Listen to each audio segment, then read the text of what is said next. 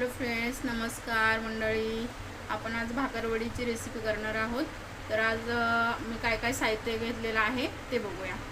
तर मी घेतलेलं आहे मेथी, जिरं, गूळ, तीळ, धने, खसखस, अद्रक, लसूण, डाळिया, खोबरं आणि बडीशोप. तर हे सर्व साहित्य आपण भाजून घेणार आहोत. आपली कढई चांगली तापलेली आहे. तर आपण मीडियम गॅसवरच हे सर्व साहित्य भाजून घ्यायचं आहे. तर आपण पहिले तर खोबरं भाजून घेणार आहोत. खोबरं पटकन भाजलं जातं, त्यामुळे खोबरं पहिलं भाजून घ्यायचं.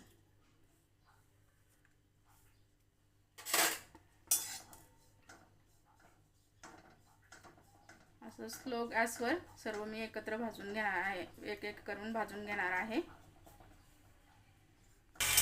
तर मैत्रिणींनो, आपण अशा प्रकारे सर्व लालसर भाजून घेतलेलं आहे.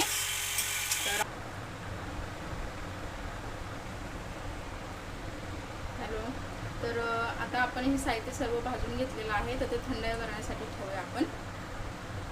तर मंडळी, आपण भाजून घेतलेलं साहित्य सगळं थंड करण्यासाठी ठेवलेलं आहे. तर आता आपण पीठ तयार करण्यासाठी आपण अर्धी वाटी बेसन घेतलेलं आहे. आणि गव्हाचं पीठ 1 वाटी घेतलेलं आहे. आणि त्यामध्ये मिक्स करण्यासाठी आपण लाल तिखट घेतलेला आहे, कांदा लसूण मसाला, गरम मसाला, मीठ, चाट मसाला, ओवा आणि हळद हे सर्व मिश्रण यामध्ये टाकणार आहे मी आणि मळून घेणार आहे. आणि गरम तेल टाकणार आहे मळण्यासाठी.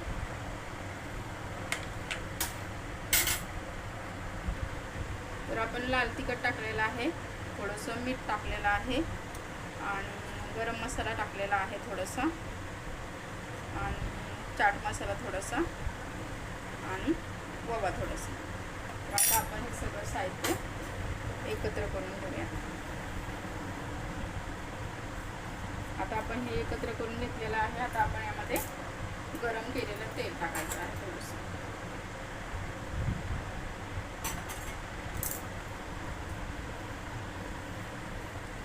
आणून घेणार आहे.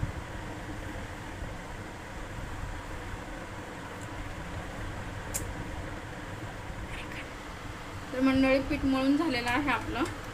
आणि आता आपण याला 10 मिनिटासाठी झाकून ठेवणार आहोत मुरण्यासाठी.